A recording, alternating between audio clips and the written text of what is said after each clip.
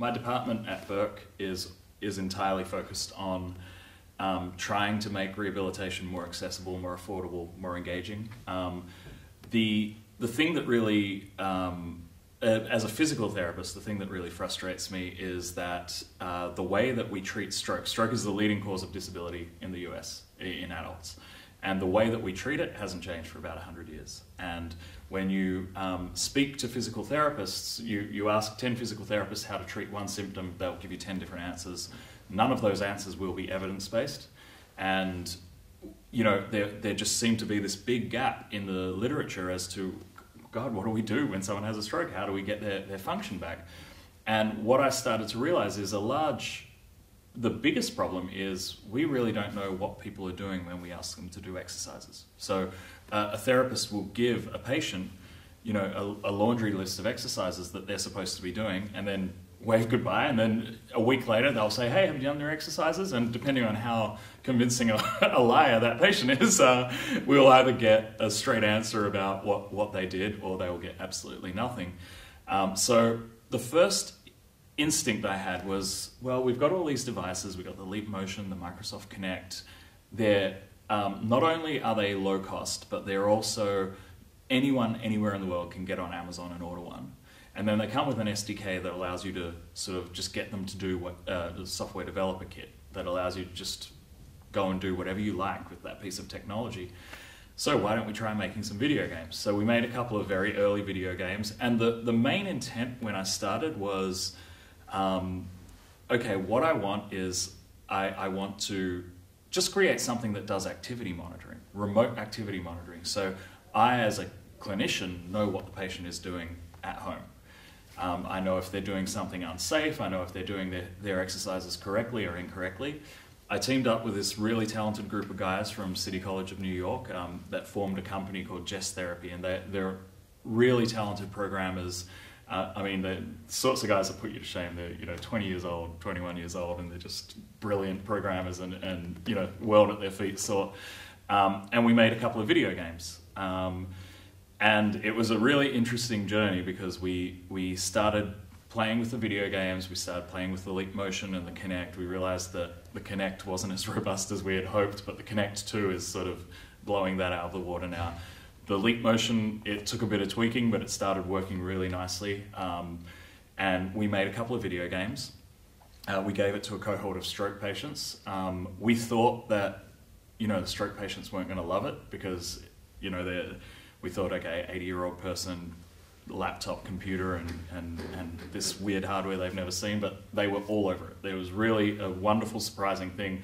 These stroke patients really loved it.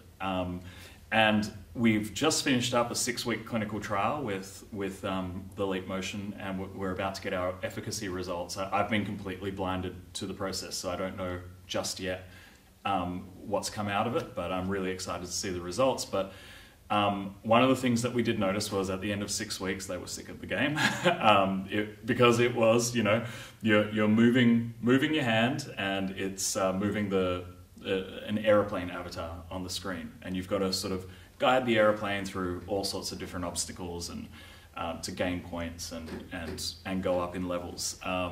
And, I've played it for about 10-15 minutes. It's fun for about 10-15 minutes, but I can imagine if you're doing it day in, day out, it's just not that great. And what was really interesting to us was we gave it to a cohort of cerebral palsy patients. So these are, cerebral palsy is a condition where basically you have a stroke in utero or in your first 2 years of life. So, and it is also the leading cause of disability in children. So we gave it to a bunch of cerebral palsy kids, and no such luck. They had no tolerance for this game. Because they often can't play video games themselves, but they're used to sitting and watching their brother or sister play World of Warcraft or Call of Duty and Halo and all these great games. And so they looked at this and they're like, this isn't a video game. This is just, you're trying to give us medicine, they were onto us immediately. So we're really, one of the things we're trying to do is reach out to large gaming companies and say, hey, Blizzard Entertainment, give us access to the back end of your games and let us slow them down, speed them up, tweak them just a little bit so that disabled kids can play these games.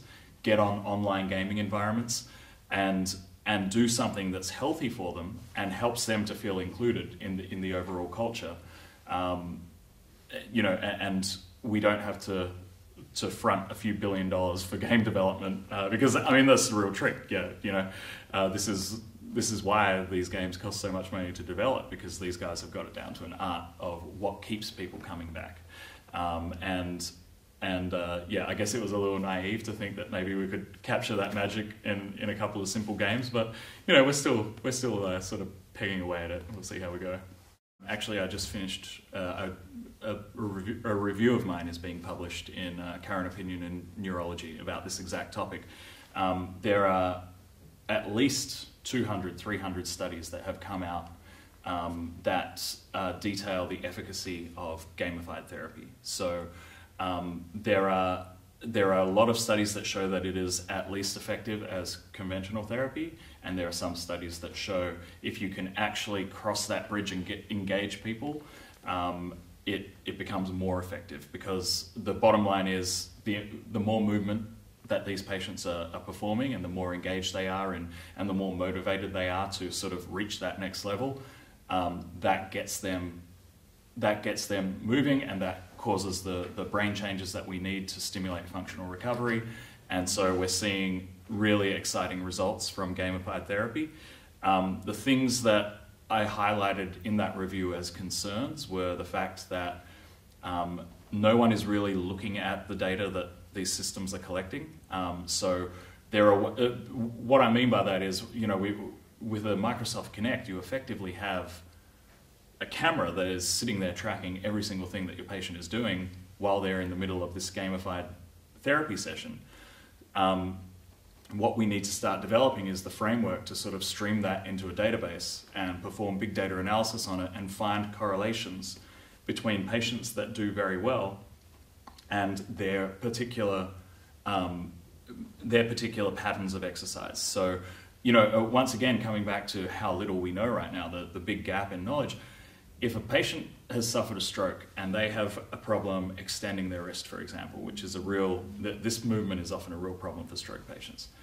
I don't know if the optimal protocol is to give them 3 sets of 8 repetitions of, let's say, 60% of their muscular capacity, once in the morning, once in the afternoon, once at night. Or if I should work this muscle to complete exhaustion in the morning and then give them the whole day to recover, or do it all at nighttime, or find some sort of way of measuring their brain state to find when it is that they're most engaged and get them to do their exercises when they're most engaged. All of these things are open questions that we have no idea about. It sounds crazy, but we don't know anything about it. And so what the one thing that I'm really excited about is the potential to collect all of this data and start to perform. I cringe when I say big data, but I think that it is really going to have a role if we have the right people driving the questions. Big data analysis and data mining is really going to have a role in the way that we start to do things and the way that we drive medical discovery in the future.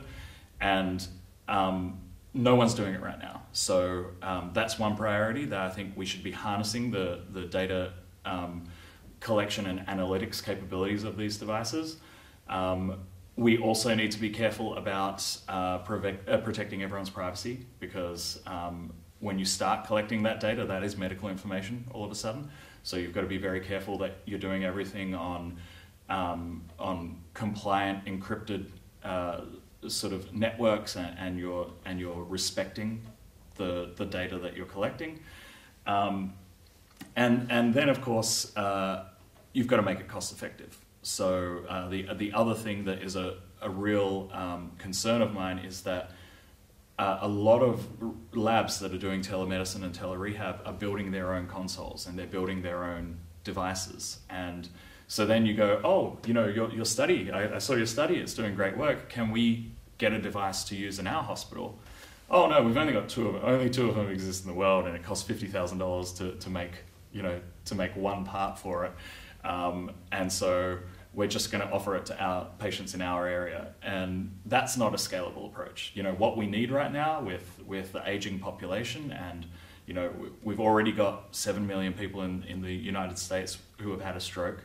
that number is only going to increase as the number of aging people over the age of 65 triples by 2050.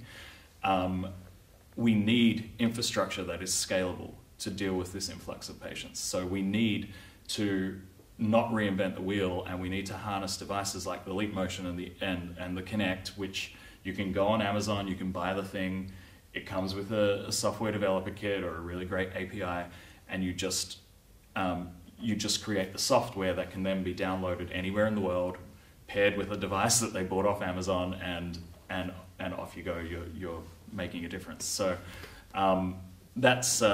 those are the sorts of issues that are surrounding telemedicine. It's non-trivial to be delivering this standard of care, but when you look at the literature surrounding just straight up efficacy, these devices are making a difference, and people are getting better just by gamified therapy. So it's exciting and encouraging.